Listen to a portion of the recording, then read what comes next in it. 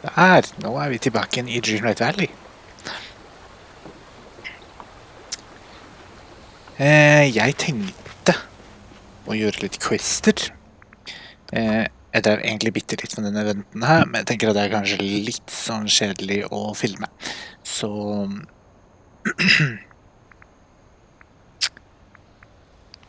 jeg tenkte å bare fortsette på quester.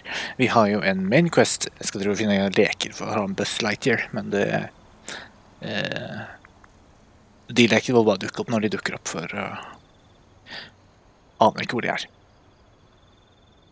Og så har vi deg. The Forgotten Relics. Ja, fordi jeg begynte å plukke opp disse her tingene her. Vi har først her, som dere ikke ser. Tiny Ma... Elsa. Nei, det var deg det. Sånn. Litt foran kamera.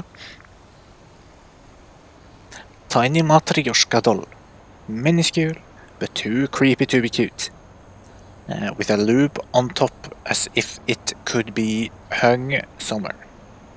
Og den er borrowed spellbook. You found this book lying in the plaza.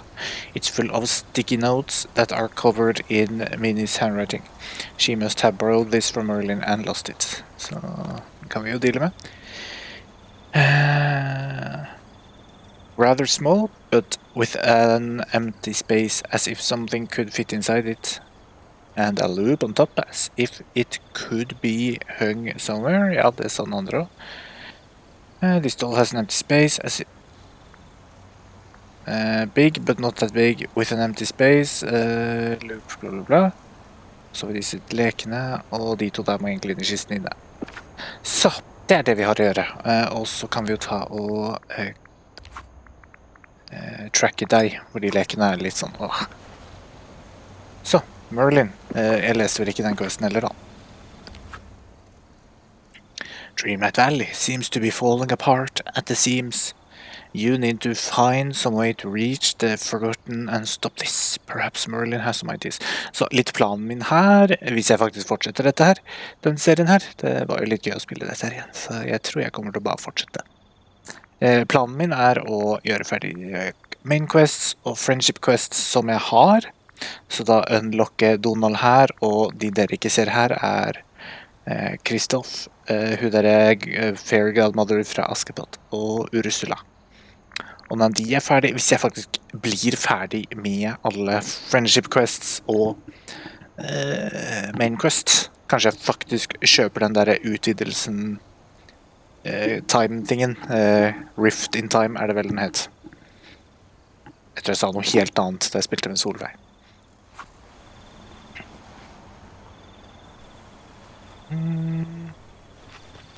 Jeg må egentlig vanne meg litt. Jeg har spilt I en og en halv time egentlig nå.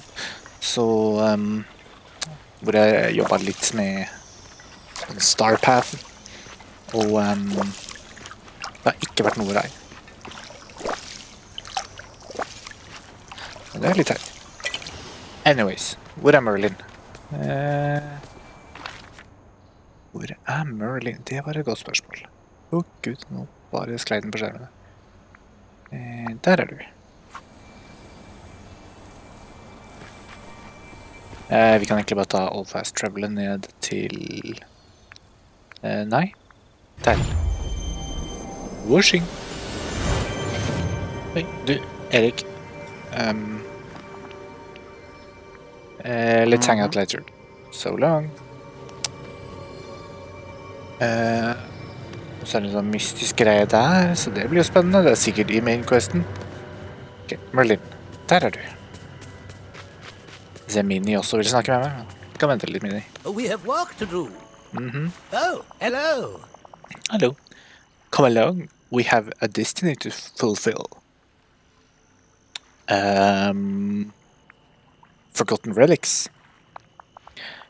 Robin, the fair godmother has informed me of all you went through in the dreamscape. I hope having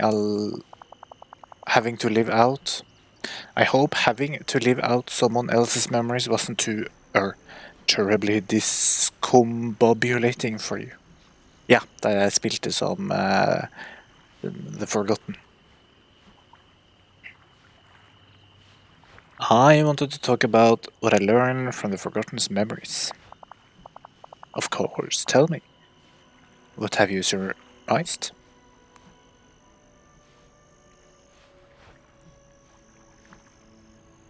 The Forgotten can be saved. The Forgotten's just a mixed up kid. I know we can fix all this. I just have to find the right words to say. I'm afraid there might not be words that will stop the Forgotten. At least not words I have found. For I've certainly tried. I saw you trying to talk to the Forgotten in one of the memories. You gave the Forgotten some great advice. It's too bad they weren't ready to hear it yet. Ready? Which memory was it? What did I say?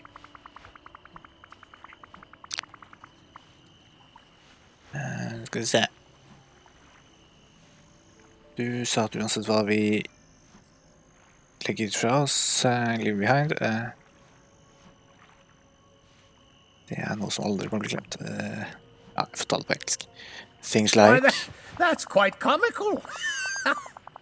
friendship, love and care. Of course, that was rather wise of me, wasn't it? What a mess. You need only look skyward anywhere in the valley to see what happens when we do forget. You have noticed the rips in the sky, haven't you? Den der rett her, det. To sleep. See ya. Ja, ha det. Du sa ha det da, men du gikk jo ikke. Ja, that rip der. Og jeg regner med at det er den samme rippen som er i Mikkels sitt hus. Why the very fabric of reality is coming undone around us. To find the Forgotten and stop this, we'll need something connected to the Forgotten. Something left behind. Like what? The Forgotten hasn't left anything behind that I've noticed. Haha, stupendous. Oh, but that's very wrong. Follow me. I've uncovered something at Mickey's house that's sure to help us. It'll be easier to understand once you've seen it. Excuse me. Thank you. I need a little help. Senere, Minnie. Jeg er litt opptatt nå, altså. Jeg har Rift in Space å fikse. Takk til Merlin. Oh, hello. Hello. Observe. There, on the roof of Mickey's house. It's not just the rips in the sky. There's dark magic bleeding through the very fabric of reality. Fortunately, the phenomenon is quite localized. Only certain places seem to be affected. Maybe these places were important to the Forgotten. Yes, though I hypothesize that it's not the places themselves, but something inside of them. Okay. Enter Mickey's house. Okay, mission right. Checking. En sånn mørk og mystisk bok. Search Mickey's house to find something imbued with the Forgotten's dark magic. Den her, kanskje? Bring the Forgotten Storybook to Merlin. La oss se hva det står på det. Forgotten Storybook. A children's book full of fairy tales, imbued with powerful dark magic. Your fingers tingle just touching it. Det er ikke lov å si. Hei, Merlin. Oh, hello. The Forgotten Relics. What Let's see. A book of fairy tales. Oh, there. It's positively saturated with dark magic. It must have been the Forgotten's ones. Fordi Forgotten er navnet på en karakter, så derfor sier de sånn. There's no other explanation. We've got something that belonged to the Forgotten. What's next? I'm afraid for this enchantment, we'll need at least 3 more Forgotten relics just like this. Where do I find them? Listen closely. You must keep an eye out for more places where dark magic is just seeping through into our world. They could be anywhere in the village. How curious. Some of the relics might be quite special, others more mundane. But they'll all have dark magic emanating from them, just like this one does. Got it. Find the relics, save the village. Yes. That's not all. We also must obtain the story behind each relic. Stories hold magic all their own. Hold a magic all their own. Okay, Robin. Uncover the stories and you'll be able to harness the magic. How strange. You must discover why these things were of such importance to the Forgotten. You found the first one in Mickey's house. Perhaps Mickey knows the story behind it. I'll look around the village and go talk to Mickey. Thanks, Merlin. Ok. Da snakker vi med Mickey. Excuse me.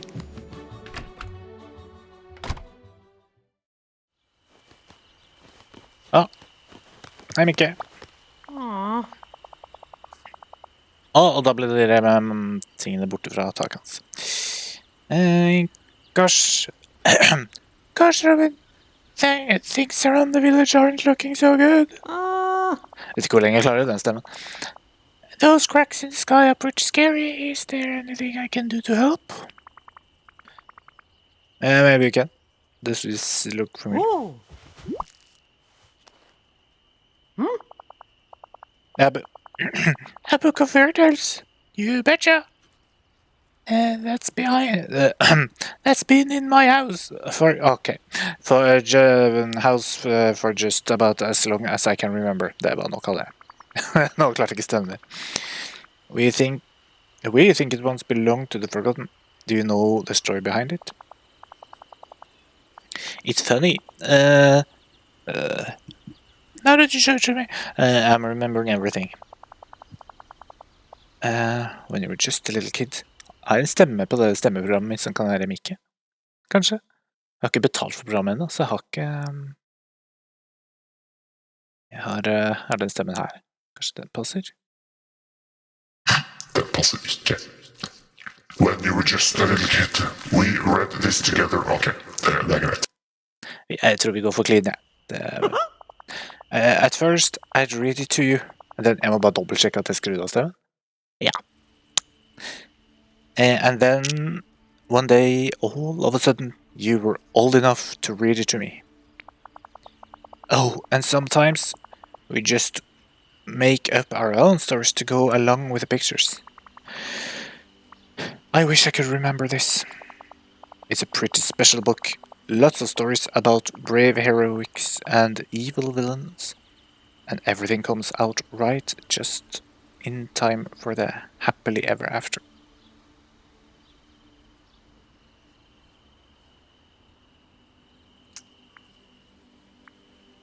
Maybe we can read it together again someday. Oh, I'd love that. We haven't read together since. Hey, now that I think about it, the last time we read this together was right before the forgetting. But, gosh, that wasn't really you, was it? It was the Forgotten. They left the book with me. They seemed pretty mad. Merlin, I guess det en quest som du har gitt oss, og du trenger faktisk av den. Ja. But I think deep down they were really sad about something. Gee, I hope you can help the Forgotten out. Jeg tror the Forgotten var veldig sad av å være i skapet og hatet seg selv. Mickey the Storybook med både legning og kjønnsidentitet. Mickey the Storybook, the magic coming off of it is stronger than ever. You've done a lot of help. Now I'll do my part to try to save the Forgotten. Search the Forgotten relics around the village and uncover the stories behind them, okay? Og hvor det de kan være?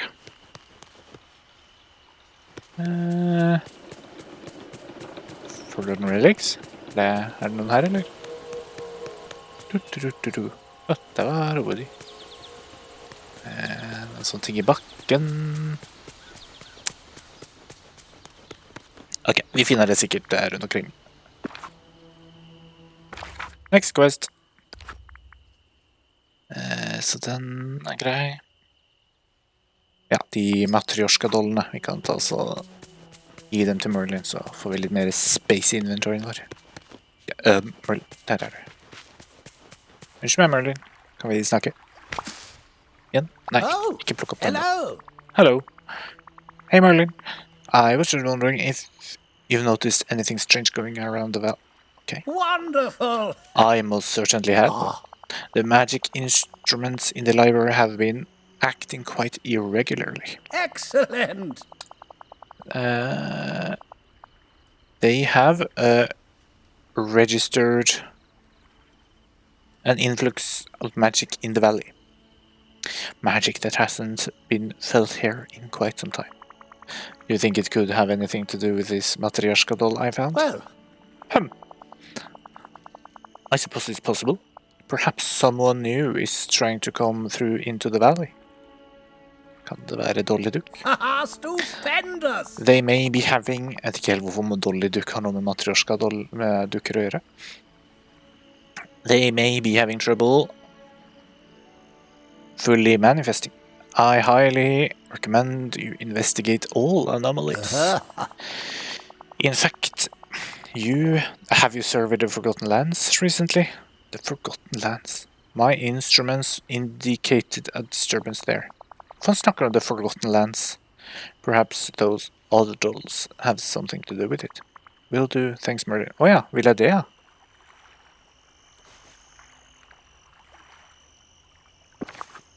In the... What? In the Veldig forvirret. In the Forgotten Lands? Har jeg gått glipp av noe essensielt her nå?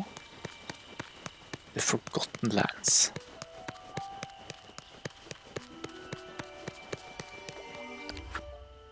Nei, dette må jeg google. Nå skjønner jeg ingenting.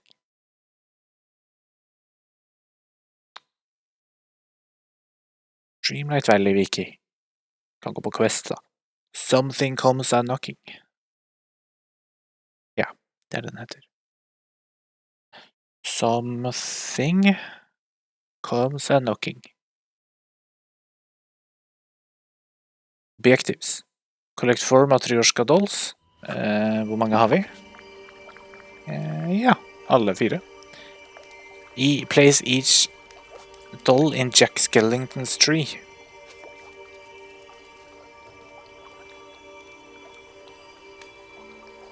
Jack Skellington's tree? Det trykker på linker, så derfor blir lyden borte fra Dreamlight Valley. Jeg regner med at den blir borte fra opptaket også. What the fuck? Hvor er det den her? Place format... Men... Hæ?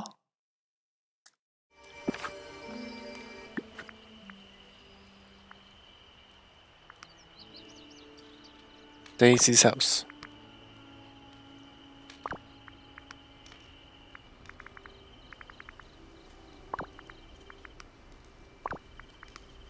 Men jeg skjønner ingenting. Hvor er det huset her?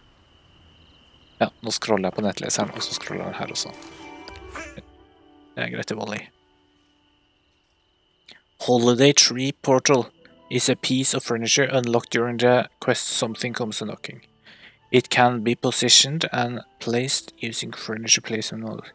It is created during the initial stages of the quests by placing 4 materials inside found throughout the valley.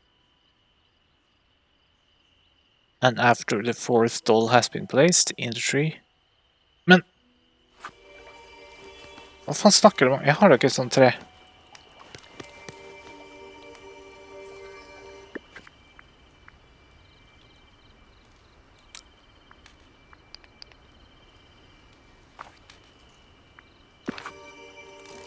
Er det noe som har dukket opp oppi her som ikke... Jeg skjønner ikke... Unlocked. It can be positioned and placed using furniture pressure.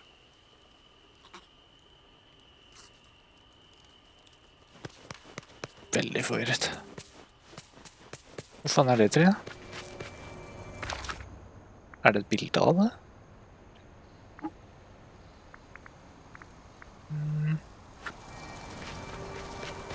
Det var vel ikke den der...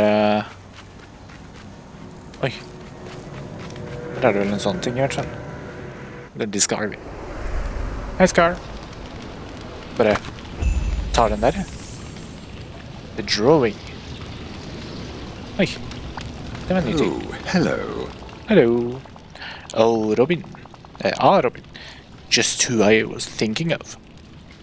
By my estimations, you're doing a rather poor job ruling over this valley. Why, it looks to me like the sky is falling in. Are you sure you wouldn't be happier with someone more cunning in charge?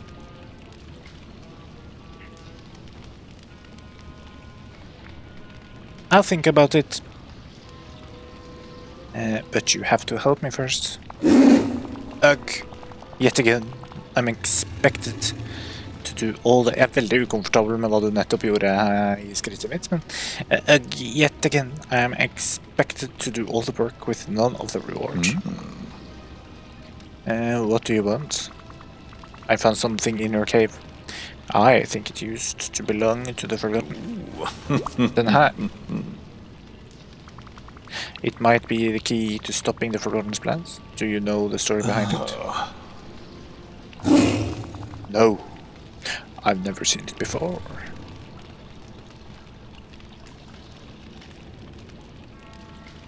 Maybe for the forgetting's gotten you? Hardly. Hvorfor? Hardly. I recall far too much for that to have happened. Hvorfor driver du og går virkelig inn I intimzonen min her? Besides, why would I want to remember such a hideous, charmless image of me? Aha, so you admit it's a drawing of you. Please, Scar, this might be the only way to stop the Forgotten and save the valley. Sigh. Fine. If I must, to ensure I have a kingdom left to rule over, then I'll let you. Tell you. And I suppose you are the closest thing I have to to someone I tolerate. You made this for me, Robin, when you were just a cub. It hardly captures my likeness, but I admit I found it rather nice to receive a gift, even such a pitiful one. I've kept it ever since. Thanks, Gar. Your story might help me stop the Forgotten. To have a bit of mercy for the Forgotten. Oh, der begynner han igjen. Imagine what they must think watching you ruling over all that the light touches while they are consigned to the shadows. I know all too well how that feels. Aha. No.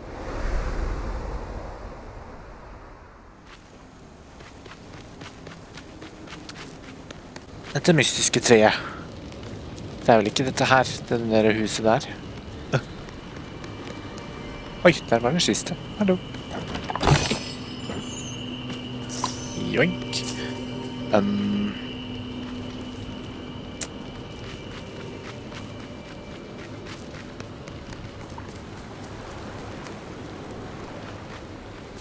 Ok, det er bare dødstre.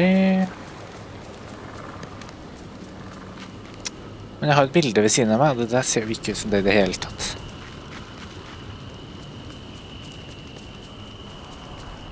Hva inn I helvete? Hvor er det dette her magiske treet her da?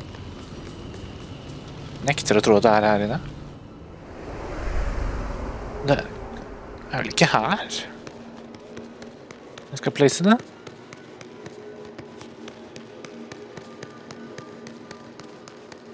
Jeg skjønner ikke oppdraget.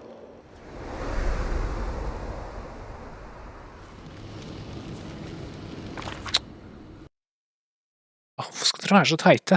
Bare skriv hvordan man får tak I det, liksom.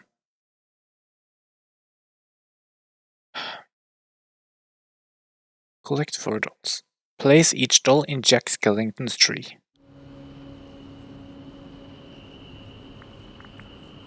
Men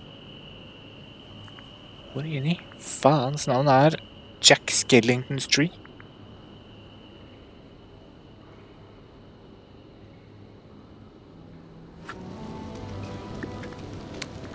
Ok, det du her?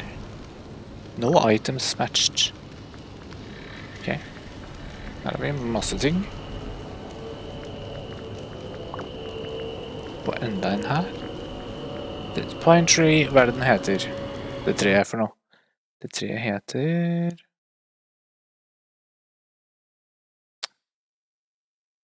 Holiday Tree Portal.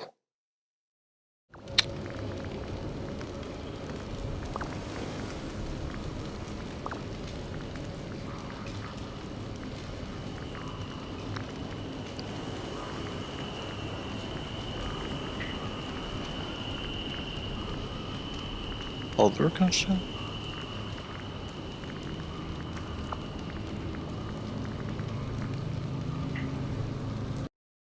Ok, da må jeg google mer spesifikt. Dreamlight Valley. How to get det treet. Hvor faen det igjen? Hvordan?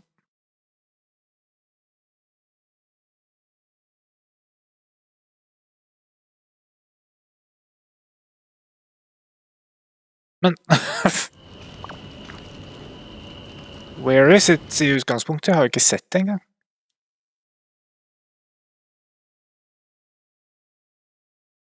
Jack Skellington's Christmas Tree. Nei, det helt feil. Det noe annet. Hvorfor skal det være så teit? Må jeg på YouTube? Jeg må på YouTube. Jeg må søke opp questen på YouTube. Se hva inn I helvete folk gjør. Jeg blir så sliten.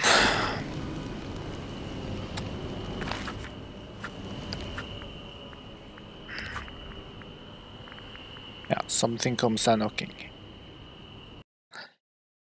Dreamlight Valley. Something comes knocking.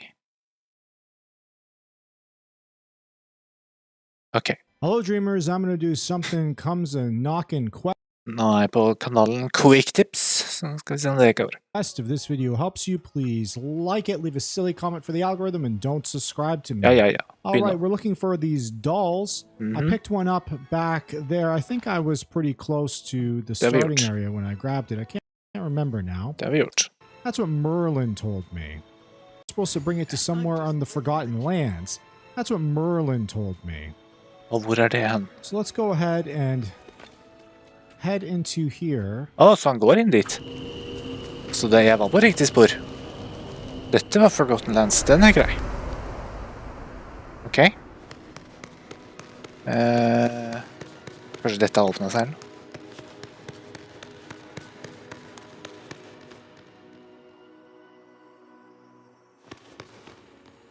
Nei, vi ser videre.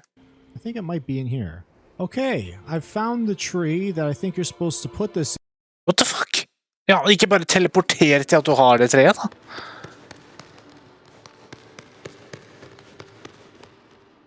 Det ser ut som at det I... Så det I den biomen jeg I. Oh my god, han trengte ikke å gå inn her I det hele tatt. Hvor tok du med det I videoen, da? Quick tips. Altså, det skal være her. Hvor det han står hen nå? Ser ut som det på hjørnet et sted. Oh my god, ok. La oss bare følge her. Jeg har jo ikke så jævla mange trær her, så... Vent. Det... Dette her? Oh my god, jeg fant. Takk, quick tips. Det greit. Da lukker vi deg. En notifikasjon på YouTube. Hva det for noe? YouTubers address your assumptions. Ok, det greit. Det tror jeg vi dropper å se på. Interact. Ja, se her ja. Nå snakker vi. Den er bare ganske transfer. Oi. Transfer. Transfer.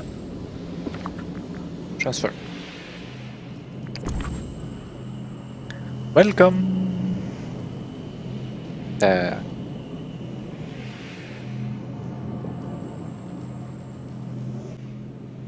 Hva er det? Du trykker på escape av en eller annen grunn.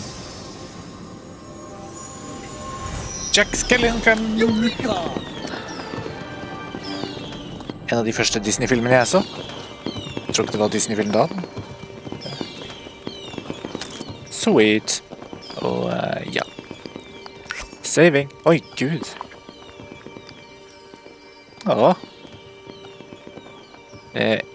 Nei, ja, selvfølgelig lukket du øynene akkurat da. En thumbnail her har vi. Og R. I see. Yes. Okay, anyways. OK. Yeah, okay. Sweet. My friend, I'm in need of assistance. Hei, vent. Nei, stopp. Talk to Jack. Vi skal vel snakke rundt her et sted. Vent, Jack. Jeg er ikke så god kondis.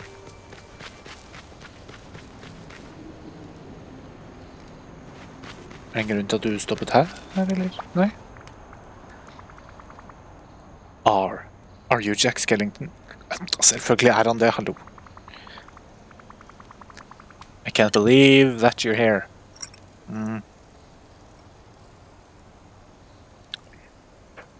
Koffein. I know all about you and Halloween Town. Why, that's wonderful. I remember my time here fondly. Jeg kunne brukt en av de stemmene. Yeah. Are you the one who called me back here? Sure am. Well, thank you for the call. I'm extremely happy to be back. Dreamlight Valley is always in need of the fright only I can supply. I'm so happy to have you back.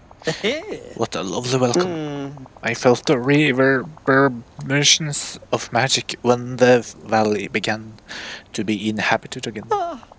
But I got trapped in the holiday travel path when I attempted to return. How strange. Maybe the holiday magic had some unexpected interactions with Dreamland magic. Regardless, I'm happy to have you back in the valley, village. Marvelous. Well, now there's work to be done. First off, could you help me get settled? Sure. Let's find a good place for you to live. For example, her. Place Jack Skellington's house in the valley. Okie dokie. Placing. Obviously i Forgotten Lands. Det er vel denne her da. Der har vi huset hans. Sweet. Skal han bo? Kan bo hvor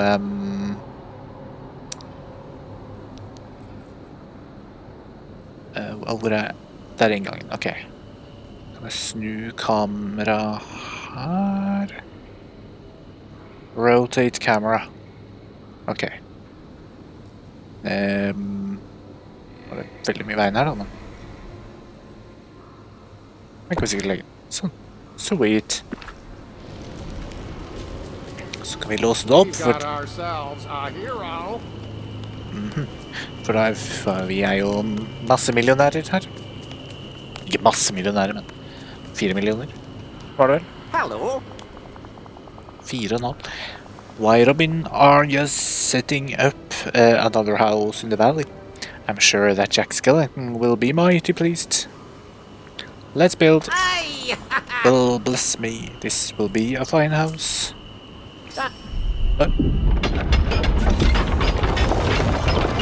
Sweet.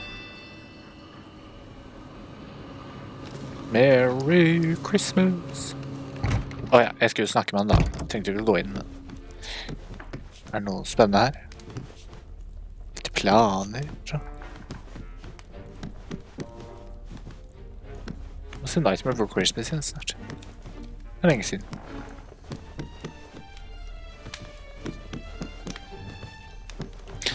I husene før... Hæ? Interact.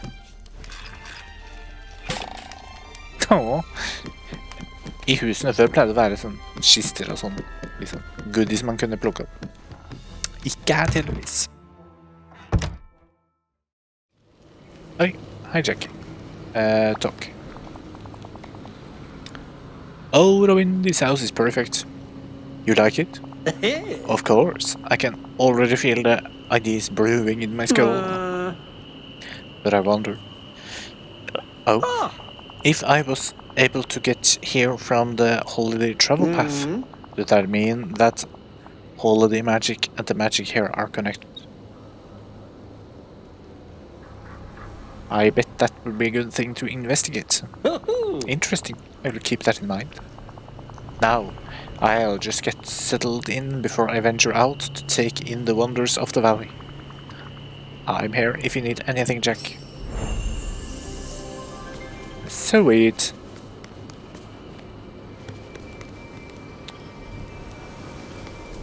Nå er det jo ganske lett å finne de relikene da, så jeg kan bare se på husene til folk og sånn, det er noen mystiske greier.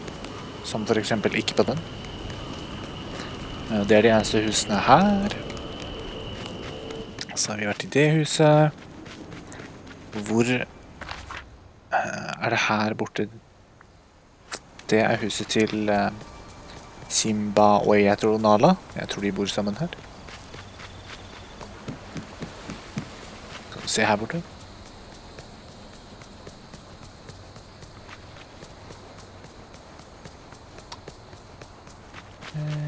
Ser ikke ut som det er noe her.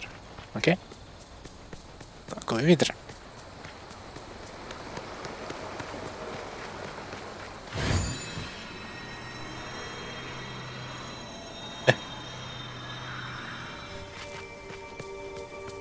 Hei, Jack.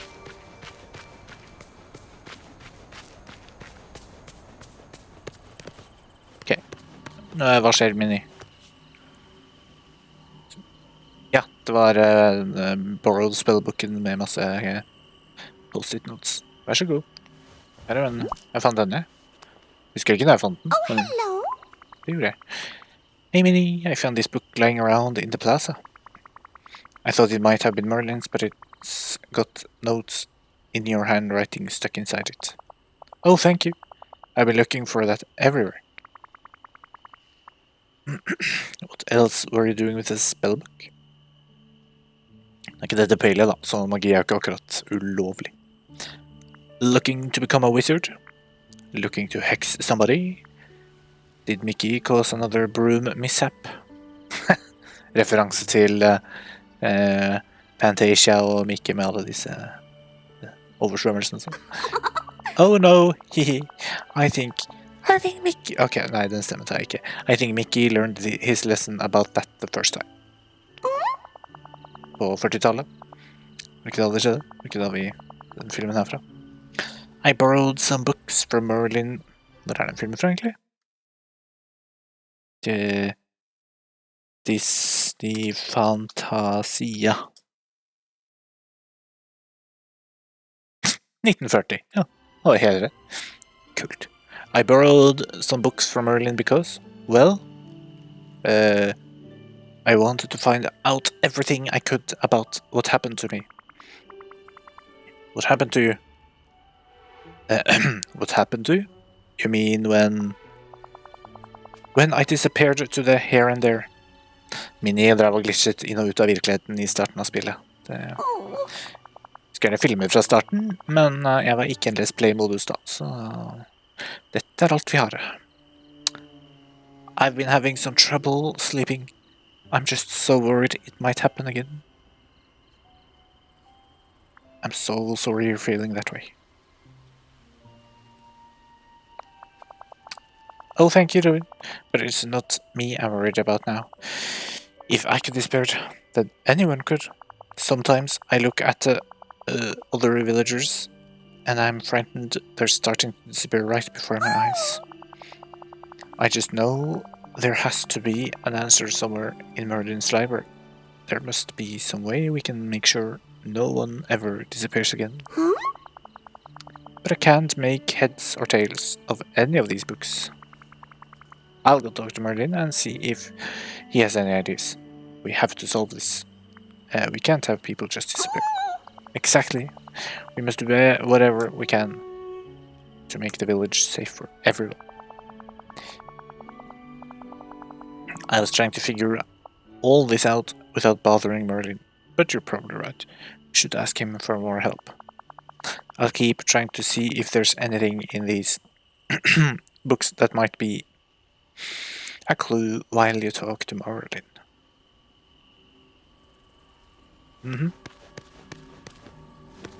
La oss først sjekke husene vi går forbi. Så her, den traileren, bobilen så fin ut. Skruvesbutikk. Det er ingen mystiske rifts. Ikke restauranten, eller Remi sin høyblokk. Hei, Mirabel. Jeg er ganske stolt over at jeg husker navnet hennes. Så la oss sjekke Mirabel sitt hus.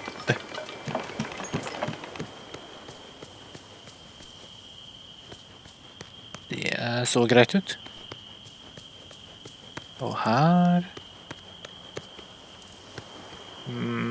vi sjekker her hvis det ikke er noen steder. Hei, Wally.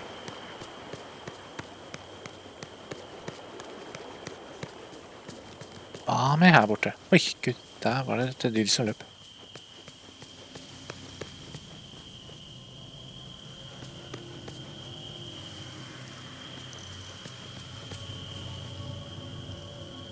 Hvis jeg hører noen mystiske lyder her.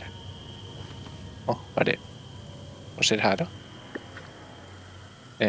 Gå vekk. Se der ja, der var den. Kan jeg bare gjøre sånn? Det var jo lurt. Så vi setter en til der i den grotta der. Og... kanskje en av disse her. Her bor Ariel. Nei, ikke der. Her bor Ursula. Og ikke hos hun. Og så har vi... Oi, gud. Ikke det meg. Dette er Moana sitt hus. Og her borte har vi Donald. Ikke noe her. Prins Erik ser fin ut.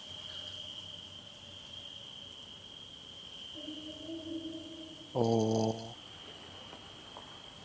Gud, er det Gothel? Hvilke andre steder kan det være? Det er jo ikke flere biomer.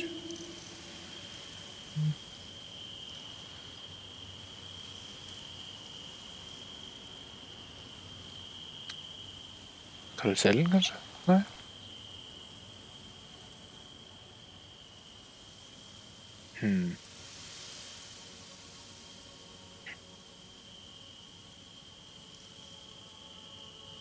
Og den andre grotta her. Nei. Ok. Men kanskje det er jo et sted man kan dra inn i Frozen-greia her. Det der det er, vet du. Ok, da vet jeg hvor det er. Da drar vi først opp dit. Det går veldig tregt, så vi tar og spiser litt bæresalat. Jeg kan surfe. Surfe på magi. Oi, der er det seg. Joink. Ok. Inn hit. Her var Olaf trapped. Ok.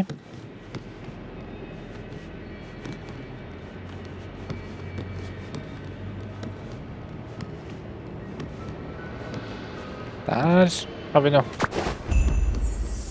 The blanket. Jeg snakker med Olav sikkert.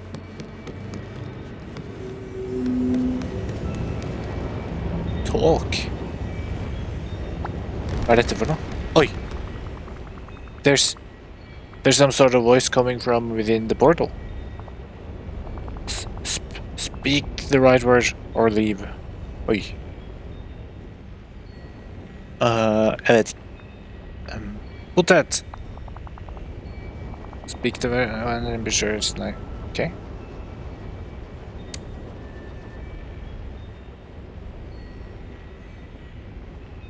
Vet ikke hva dette er. Look. Be sure of it. Time is running short. Nightmares. The word to seal the spell.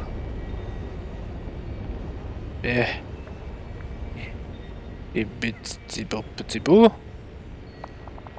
There are so few words left. Speak your next one.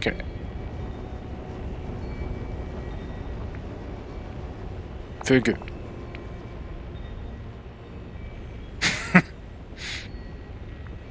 Diamond. I hunger to hear it. Foraging? Tror vi gjør sånn her. Finner ut det senere. Read. Ok. Er det noe mer? Read. Eksperiment nummer 1232. Herregud. Growing tired. The crystal ought to allow me to channel the transfiguration energies. Ok. Den er grei. Ja, men da så. Vi dealer med det der en annen dag. Det vet jeg ikke hva var. Tydeligvis, siden jeg ikke kom noen der. Og hvor er du, Olaf? Olav. Sikkert veldig blind. Sikkert gått forbi han nå. Olav, hvor er du? Der er du. Følg litt, du. Der er du. Hallo. Oi, nei, jeg stakk ut det. So glad you made it. Robin. I'm so glad you're here. I don't want to alarm you, but I noticed that the village seemed to be broken. The sky looks angry, unfortunately. My arms aren't long enough to give it a hug.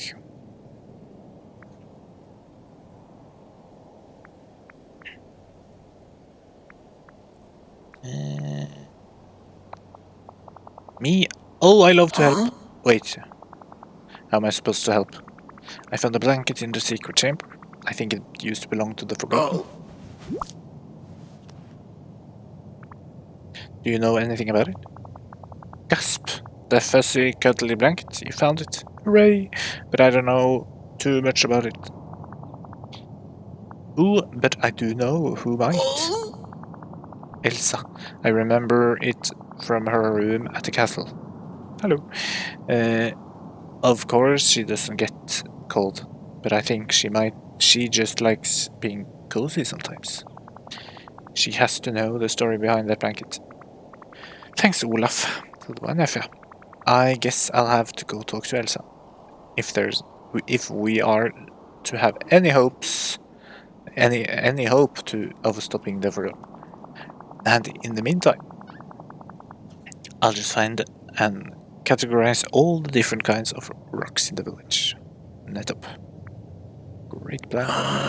I thought so. I'm calling it controlling what I can when things feel out of control. Cool. Ok, Elsa. Hvor er du da? Der nede er du. Den veien. Oi. Følg litt da. Ja, trengte ikke å stoppe da. Hei, Jack. Can't talk now. Busy. Hei, Elsa. Hi there. Okay, there. Robin, I've seen what's going on in the sky over the village. If there's any way I can help, you only have to ask.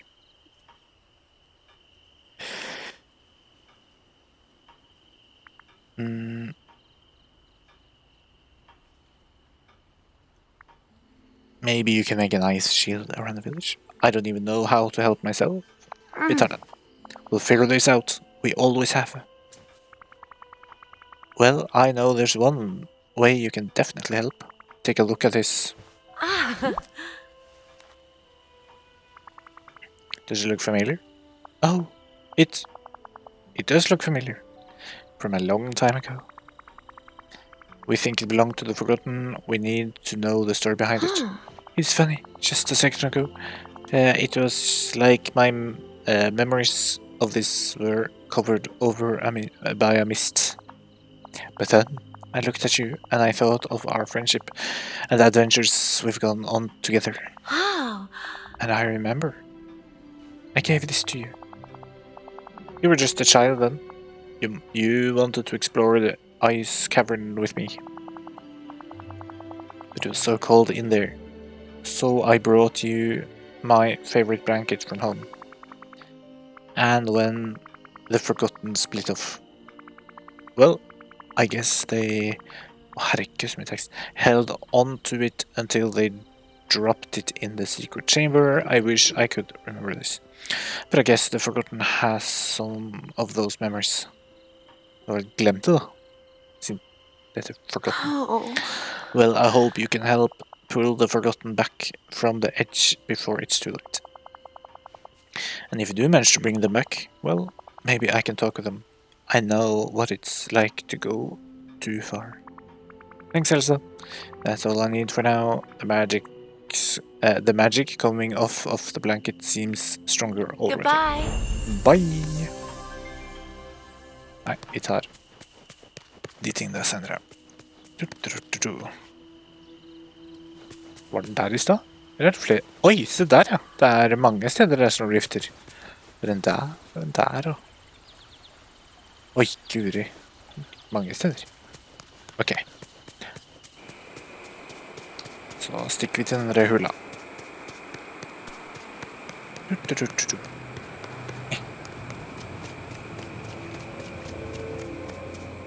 Her bodde Ursula før hun fikk seg et hus.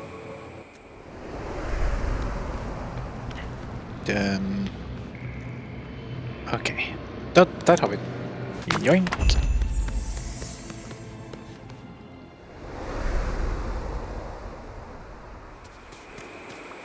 Skal vi se. What the fuck?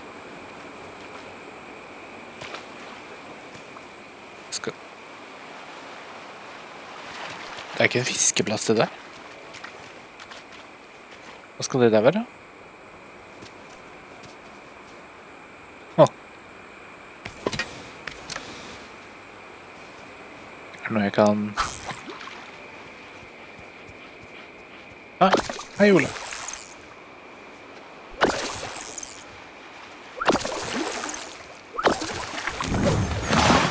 En flaske. You know, I'm not... Ok. Hæ? Nei? Ok. Ok, hvor er Ursula? Ursula... Hun er så morsom, for hun driver og svømmer hele tiden. Men de teleporterer vel hjem til seg selv hvis jeg stikker inn i huset hennes. Hei, Mana.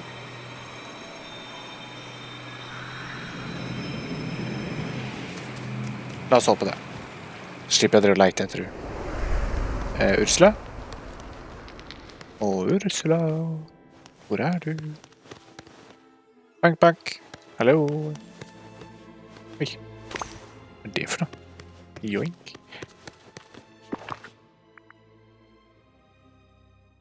A blue potato, selvfølgelig, with a slight magical glow. Just holding it, you feel a little bit lighter. Okay. Og den flaska jeg fant da. Emerald bottle, a green bottle. Something is shining inside. Kan jeg gjøre noe med den? Oi! Jeg gjorde noe med den. Emerald sliver. Emerald sliver. A tiny green piece of something larger. Handle with care. Ok, ingenting skjer venskelig på deg. Ikke det heller. Ok.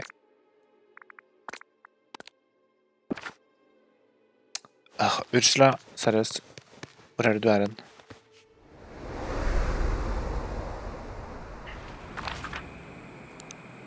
Ursula.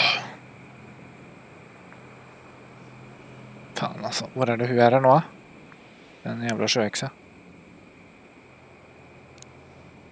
Der er den. Teleporting.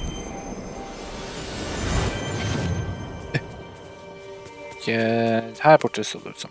Gud. Fort deg. Oh, yeah, here right. you are. Angelfish. Have you finally come to ask for my help dealing with all that trouble in the sky? It's about time. You're right, I do need your help. Take a look. Okay. You're right. Ja, nettopp. Det var det jeg nettopp leste. What is this rubble you're handing me? If you're looking to trade, you'll need to find something far better than all this. I found these beach toys in the cave that I freed you from. I think they used to belong to the Forgotten. Do you remember them? These might be the key to saving the valley. Huh? Now that you mention it, they do look a tad familiar. I'll tell you about them.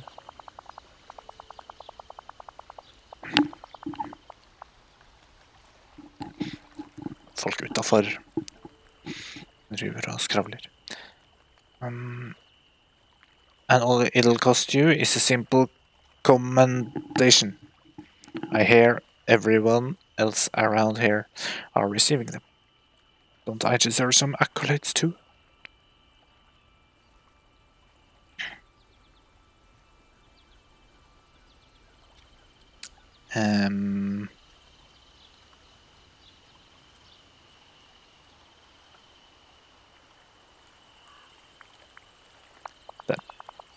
And don't you forget it, I always come out.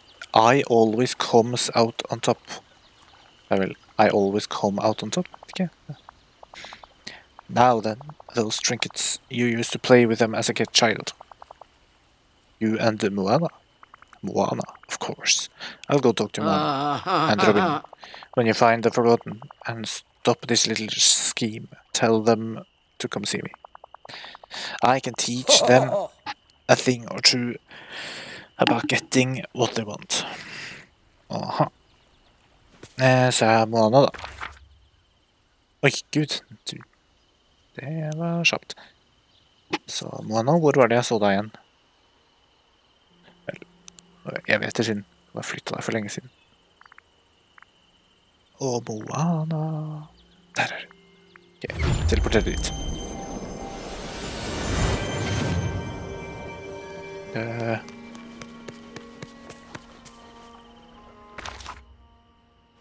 Ned trappa.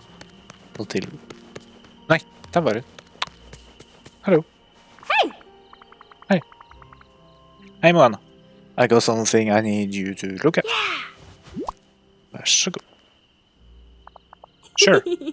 Robin. Oh, what are these? Toys? Are you sure you want to play in the sand? Shouldn't you be saving the valley? I hope I never stop wanting to play, even if things are bad. You're right, I never want you to lose your joy for adventure. Really though, I'm here to ask you about this. I think they used to belong to the Forgotten. I was hoping you might remember them. They do look familiar, but it's like the fog's rolled in over my memories of them.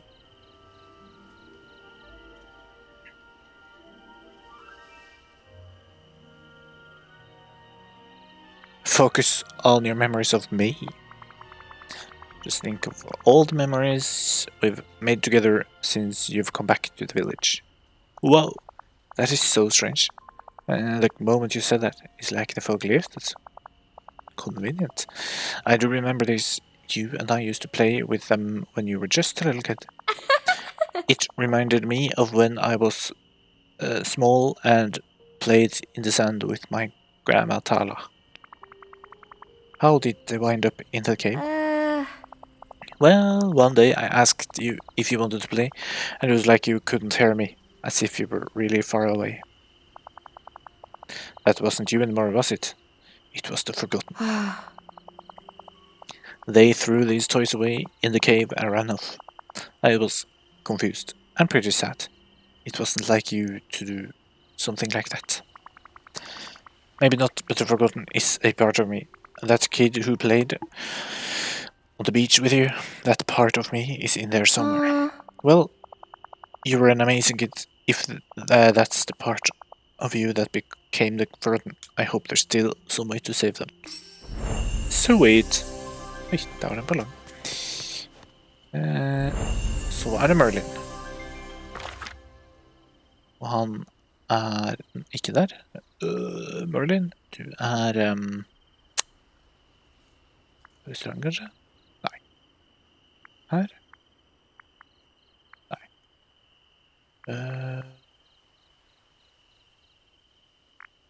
Og Merlin, jeg er blind. Finner deg ikke. Men seriøst. Jeg tror jeg er veldig, veldig blind.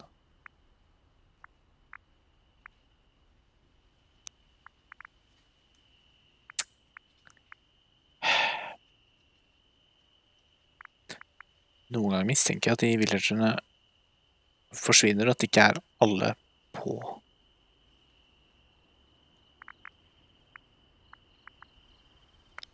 Kanskje han dukker opp hvis jeg stikker inn til han. Vi prøver det. Jeg glemmer alltid at jeg kan surfe. Hei, Langberg. Det funka. Well, hello. Oh, hello.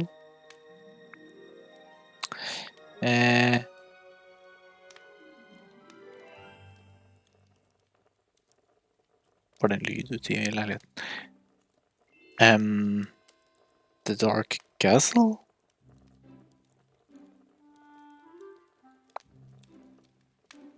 Ok, ja, nettopp. Det var riktig.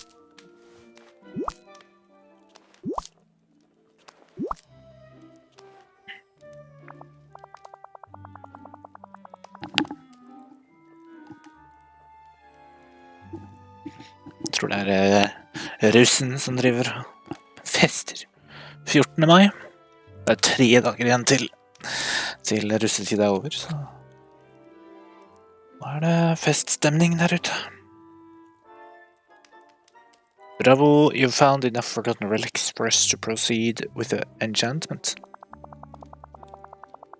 The magic coming off of them.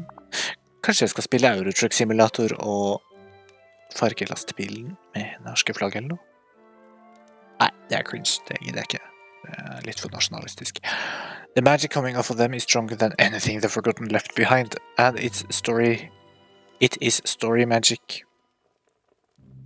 And it is story magic. Okay, of that I am certain. We mustn't tarry a moment longer. Are you ready to pass through and explore the Dark Castle? I've never been more ready. Confidence. That's exactly what you'll need, Robin. With confidence, I know you can face any challenge. You've learned a great deal since that first day you returned to the valley. It feels like... det føles veldig lenge siden, faktisk. To you. To me it seems as though I've barely blinked my eyes, and yet so much time has passed. You've become the ruler that Dreamlight Valley needs. Look around at all you've done. All the friends you brought back. Robin, I'm proud of you. Now, follow me, and let's set the world right before I devolve into unbearable sentiment. Ja, ok. Jeg så at en av alternativene man kunne velge, så stod det Donald, så det er litt sånn... Kan jeg ta med Donald på tur? Nei. Vi får ta dette alene. Oi, der var det noe i veien.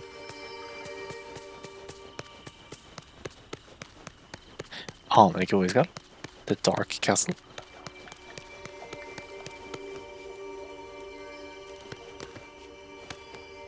Oh ja. Oh, hello. Hello. Focus your magic on the relics, Robin. By harnessing the story magic within them and the tie they have to the Forgotten, we should be able to create a doorway to the other dimension. Oi, okay. Here we go. Sweet. The portal is open. All that remains is for you to walk through. Oh, yeah. And hurry. I fear Dreamlight Alley is becoming more unstable as we speak. Piece of cake. I admire your bravado. But remember, if you face any troublesome challenges, we'll always be here to aid you. While you're gone, perhaps the fairy godmother and I can consult on what to do about this dark magic in the sky. Well, what are you waiting for? Go on, work your magic while we stay behind and work ours. Don't forget, your imagination is a powerful magic in and of itself. Ok, passing. Vi har cirka en halvtime igjen å filme.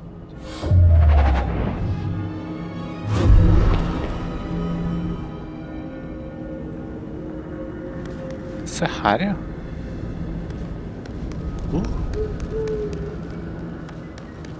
Det skal på slottet, men...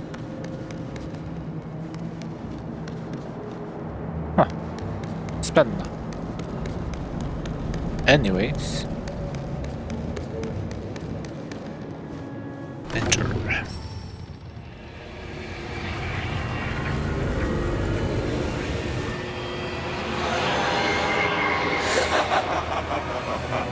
Okay.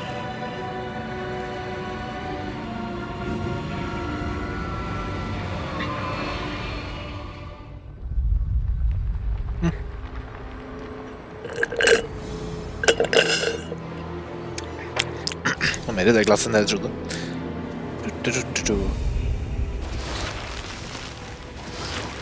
Gud. Har jeg ryddet opp også? Hva er dette for noe? Talk. Something is weird about the door. Investigate it.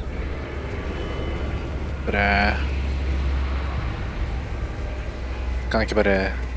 Åja, se der er det sperret. For rydde opp litt da.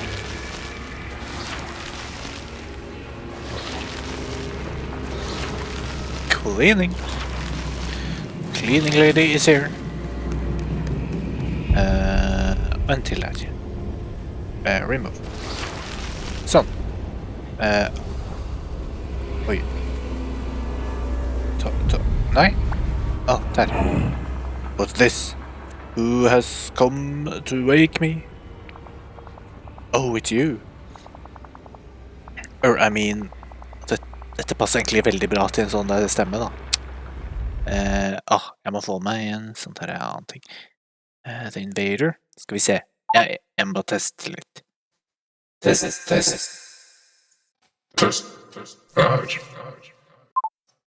Okay, skru av air voice.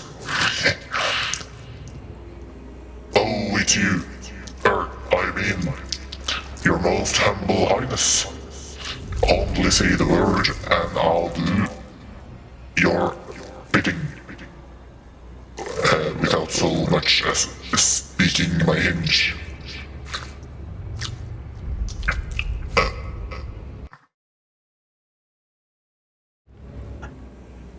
How did you learn to talk? Ok, det er veldig mye å åpne programmet og bytte stemme hver gang, så det dropper jeg, men jeg skal skaffe meg sånn Stream Deck, eller jeg har den, men jeg må installere den på PC-en, så kan vi bytte på stemme litt bedre. En liten smakebit av hva jeg driver og planlegger og holder på med. Why, you taught me, of course. Once I was nothing but a slab of iron with a handle.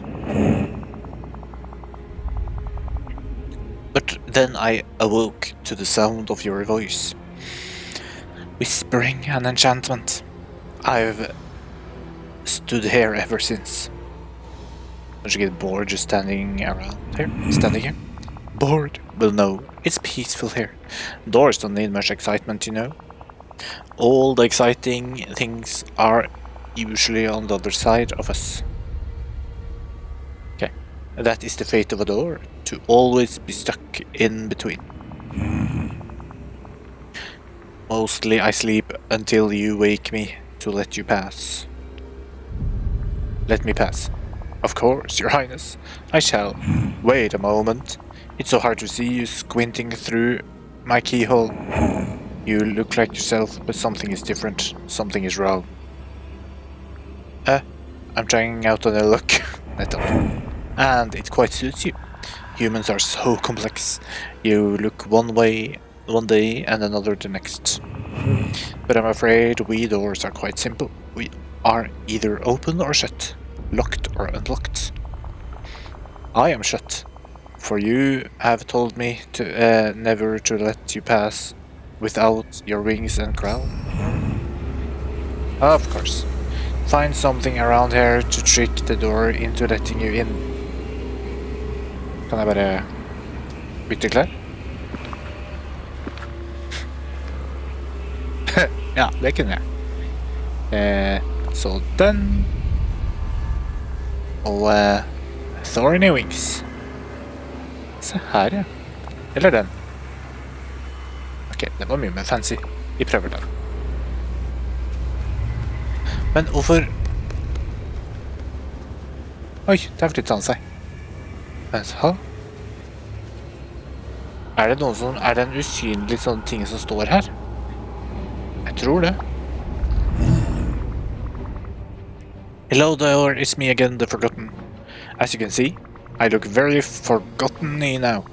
So I guess you'll be opening for me, right? Hum. You do look more like my creator now, as they once appeared long ago. Though, something about you still doesn't seem quite right.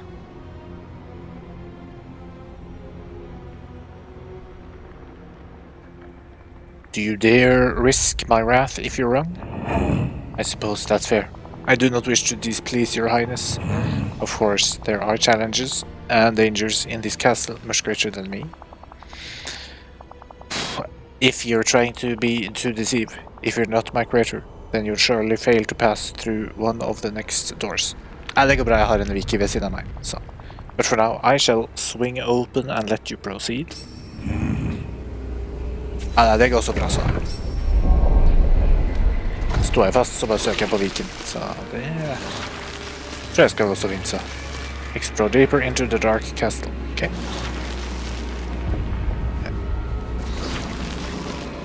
Trenger vel ikke å drive og fjerne alle de der, da.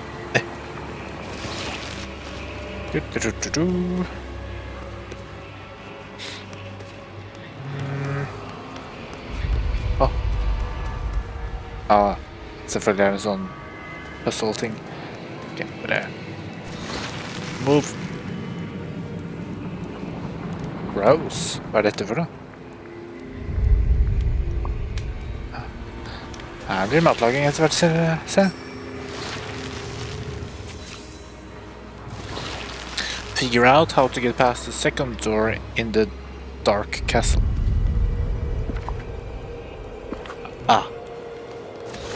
Ok. Hallo, hva er du for noe? Pick up. Oi, hva var det for noe? Der er hodet mitt igjen. The enchantment brought the door to life, just like I hoped, but Doreen has a bit of a mind of her own. Maybe if I fear her, she'll let me through. Okay?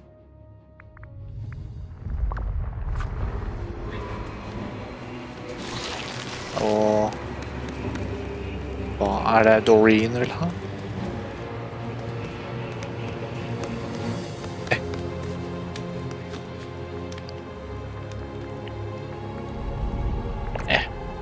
Bare korrekt litt greier. Korrekt. Dreamlight salt og 99 sånne. Sånn, der. Og så tar vi for eksempel... Nei, så lett var det ikke. Den er grei. Vi bare mikser sammen en av hver. Sånn. Der og der. Kan det være så enkelt? Dark Castle Goo. Yummy.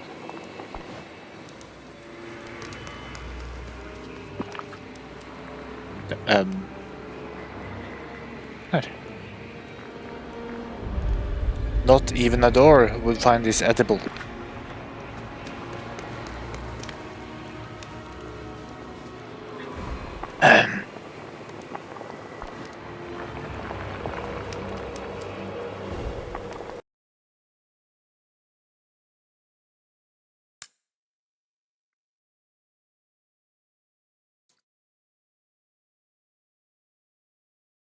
Heter ikke oppdraget The Dark Castle? Jo.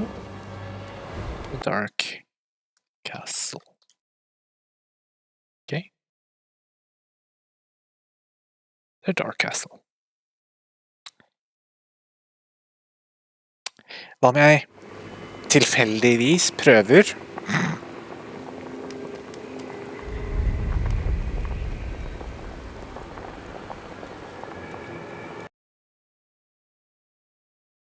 sånn helt tilfeldigvis prøver en Dreamlight salt, en Thorn Sprout og en Dark Castle lettuce. Sånn helt tilfeldigvis. Nei, se der var det noe helt annet. Night Thorn Sprout Salad. Den fungerer kanskje tilfeldigvis. Hallo. Vil du ha det? Nei, vil du ha det? Utrolig. Nå var jeg flink. Og så har vi... trykket absolutt ikke på noen ting. Ja, ikke noe skjelldyr mitt er med meg. Og så... Ok. And up we go.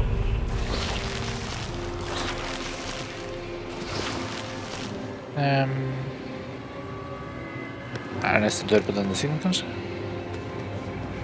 Nei, det er videre her, ser det ut som.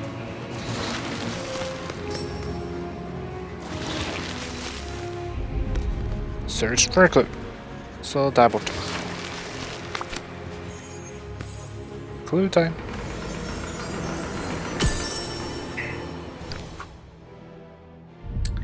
No one will ever figure out how to get past this door.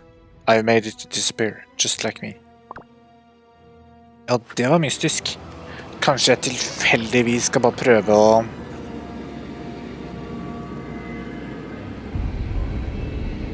ta et bilde med den mystiske doorspacen. Det er...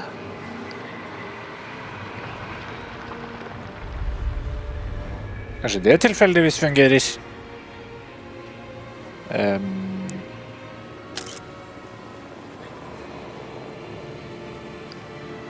Ja. Nei, det funka. Utrolig. At jeg klarte å gjette meg frem til det.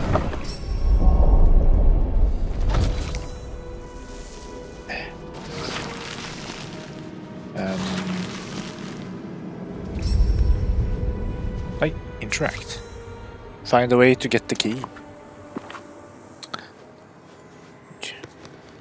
Oi, pick up. Og så... Er det 2? Nei, 3, 4, 5. Der var den. Oi. Åja, inventory er full. Det er greit.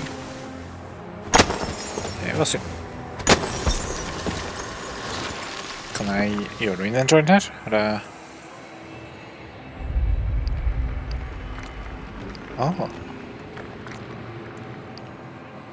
Oopsie.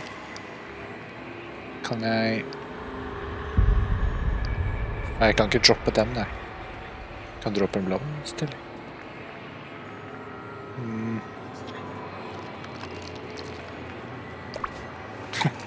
Jam. Snøballer. Der. Sånn.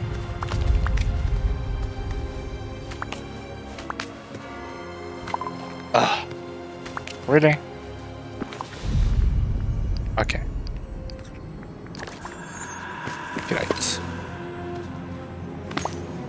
Skal vi se. Tilfeldigvis kan jeg prøve.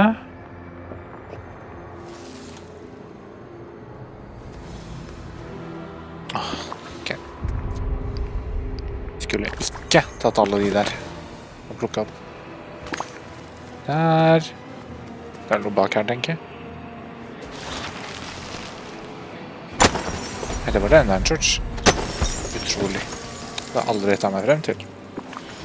Så hvis vi tar... men da kommer jeg til å plukke opp de snøballene, da. Åja, den kunne vi spise. Ok. Joink.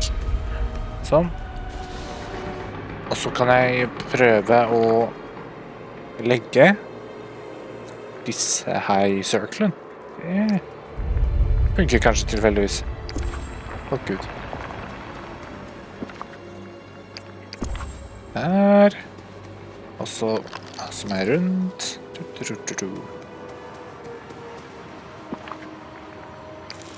er den. Selvfølgelig siste. Og nå, før jeg fortsetter, så skal jeg plukke opp tingene. Jeg kan ikke bare la dem ligge her. Tingene mine!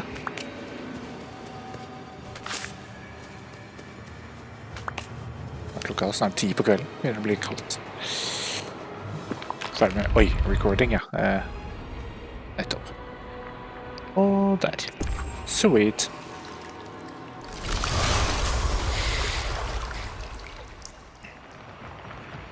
All right. Må tro om ikke jeg skal er nødt til å fiske.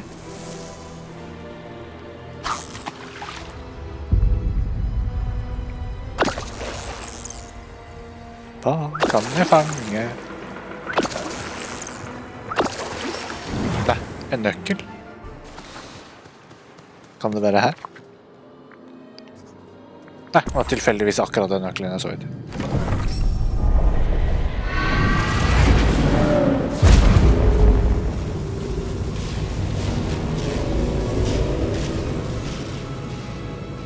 Skal det være svart?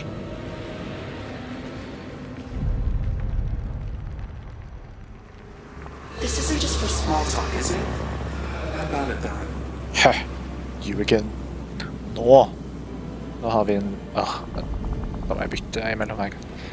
How did you make it past all my doors? Hvor er det? Det står... jeg sjekket viken.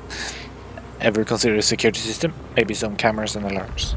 As villainous slayers go, this one could use some work. Hei! Faen.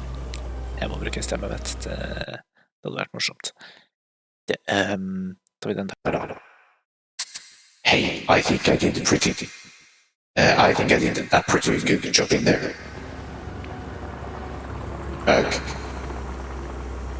You're trying to get me. Get to me. But it won't work. It's too late for that. I already cast a spell. Not even I could stop it now. We can stop this together.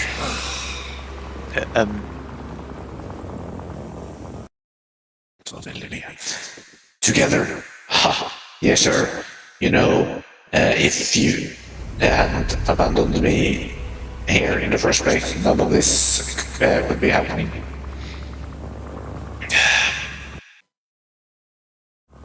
I never meant for you to be left behind. I didn't know. I just got caught up in my own life. Dette var veldig mye å gjøre. Vi dropper det i stemmene da. More lies to try to confuse me. All I want to do is make sure no one ever goes through whatever I went through. Og det som er litt dumt med de stemmene, siden jeg bruker gratis-varianten, det er at jeg får jo nye stemmer hver dag, nye gratis-stemmer å bruke, så det kan hende at jeg ikke engang får den stemmen til den karakteren der i morgen. All I want to do is make sure no one ever goes through what I went through. I won't let you ruin that. Please, I don't want to fight. You don't want to fight because you know I'll win. You ask for this. Let's go! Oi. Ha! Er det actionspill nå? Nei. Bare cutscene. Det var veldig lyst. Oi. Førstemann! Talk to the forgotten. Åja, det var ikke førstemann. This isn't just for small talk, is it? How about it, Don? Oi, nå trykket jeg på en annen skjerm. There are we. Where are we? Is this some kind of trick? No, I didn't do this when our magic collided. It brought us here. Det var riktig vinger da. Jeg trodde det var den andre vingen egentlig den karakteren jeg brukte. Maybe it's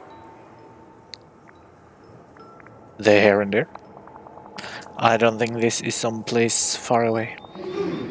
I think it's a place we share together. Somewhere our oldest memories go. Then that must mean the sandbox. You remember it too, don't you? The sandbox. Something's not right about it. Something is missing. I can fix it. I know I can. Må bruke sånne stemmer I pale, altså, tenker jeg. Focus your magic on the sandbox. Focusing. Sweet. Anyways. Talking. Did you see that? The second we focused our magic, the sandbox looks just how I remember it. It's starting to come back to me too. Do you remember what it was like being just a little kid?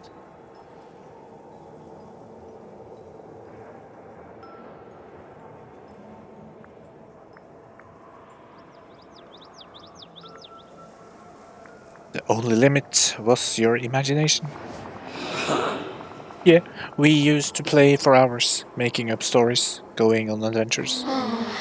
I miss that. I wish it could be like that way again.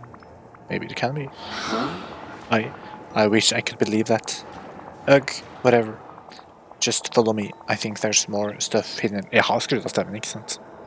Det også en... Ok, ja, det hadde jeg. Ugh, whatever. Just follow me. I think there's more stuff hidden in here. Oh! Der, ja.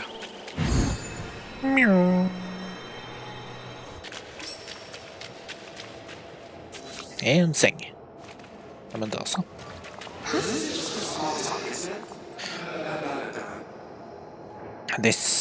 This was our childhood bed, wasn't it? But something about it isn't right. Something's missing. You think we could fix this one the same way we fixed the sandbox? You're a good listener. Sweet. Ja, se på den lille snømannbamsen og teddybjørn. Skal vi snakke? Hallo? Skulle vi snakke? Der.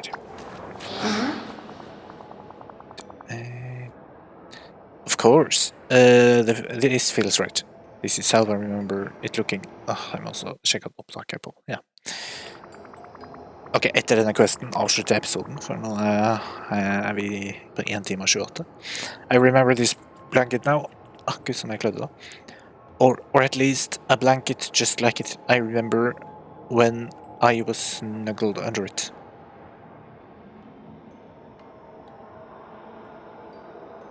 I felt so safe. Yeah, that sounds right. It was like even if everything in the universe was messed up, we were safe under that blanket. But that was just kid stuff.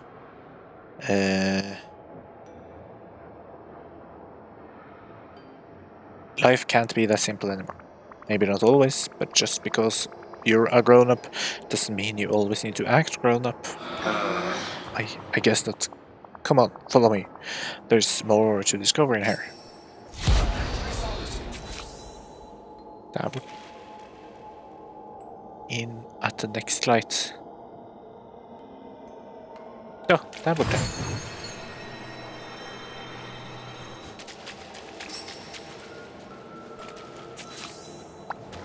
I'm happy to see you.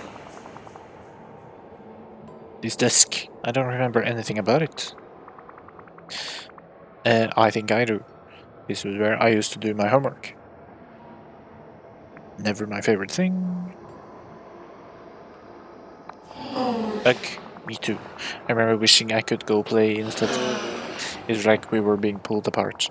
I wanted to play, but you wanted to work. There must be something else here, though. Something from before all that. Talking to you is actually nice.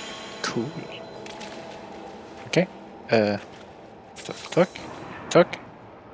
Hello, talk, daddy. Of course, before this desk was a scary place for doing homework. It was a fun place, a place for creativity. I remember we used to sit here for hours and write stories. I remember the stories we wrote together. I guess they were kind of fun, even if some of them didn't make a whole lot of sense. Now all I use my creativity for is making the dark castle. It doesn't feel the same. There's nothing stopping us from working together again like we used to. I don't know. Let's just keep looking around. Oh! I don't know.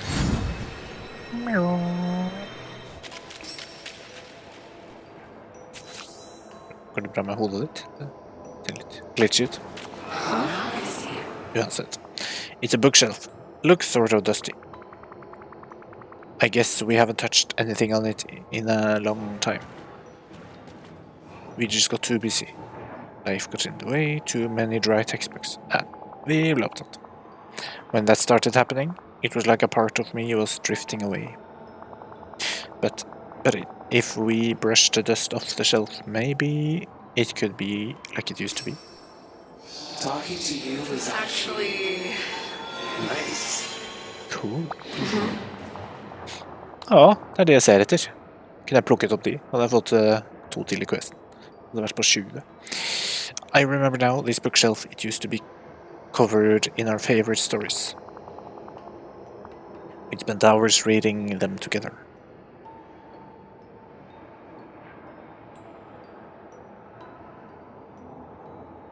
Our safe place. No matter how bad the world got, stories were somewhere safe. I wish it could be like that again. Literally det for meg akkurat nå. It can be, trust me. Det var det jeg sa. Growing up doesn't have to mean leaving the things that are important to us behind. You can hang on to what you love. But what would you hang on to? Creativity and play. When you're a kid, you haven't figured out how the world works yet, so there are no limits on what you can do. I never want to lose that feeling, no matter how old I get. Me neither. I guess there's still more of a connection between us than I thought. That end, I can't get what Merlin told me out of my head all of a sudden. Love, kindness, acts of care. You need those two, don't you? Now you're getting it. And the stories we loved as kids, they hold all of these things.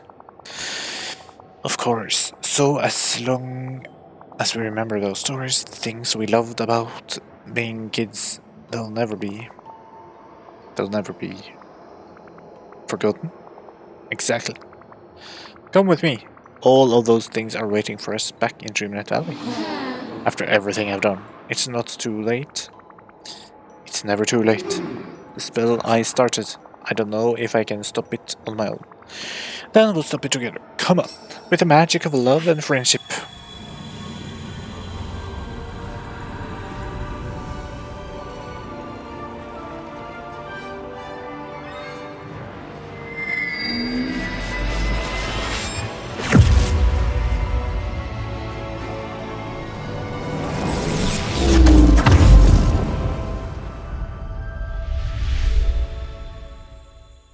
Som jeg sa, with the power of magic of love and friendship.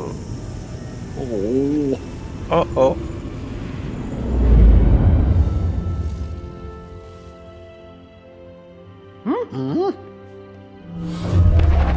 Oi.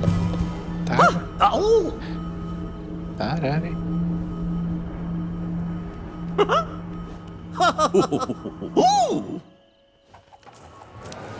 Ok. Det er Ralf sier om meg. Det er Robin som fistbumper.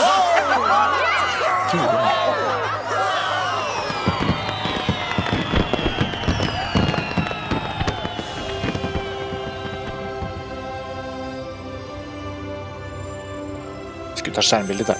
Kanskje jeg kan gjøre det i Photoshop.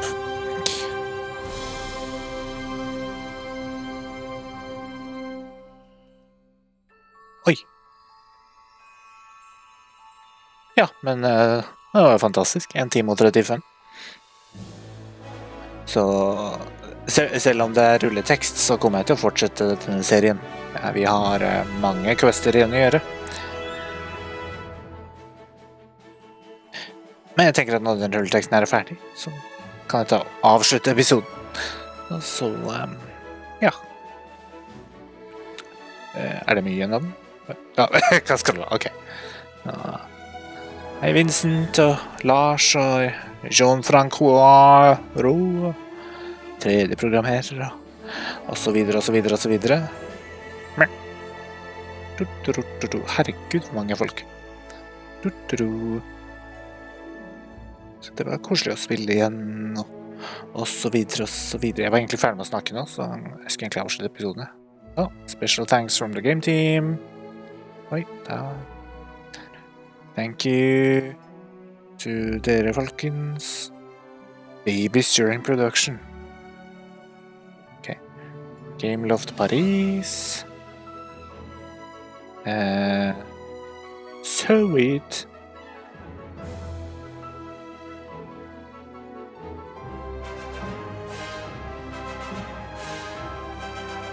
Ok. Kan vi... Veldig bra, veldig bra. Å, så flinke dere har vært alle sammen. Kan vi...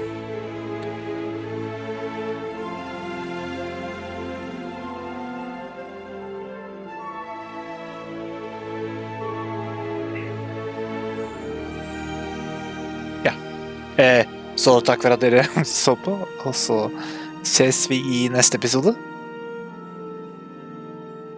Og så... sier vi snart ha det bra, og så avslutter vi episoden snart, og Gud hjelpe meg så mye tekst dette var.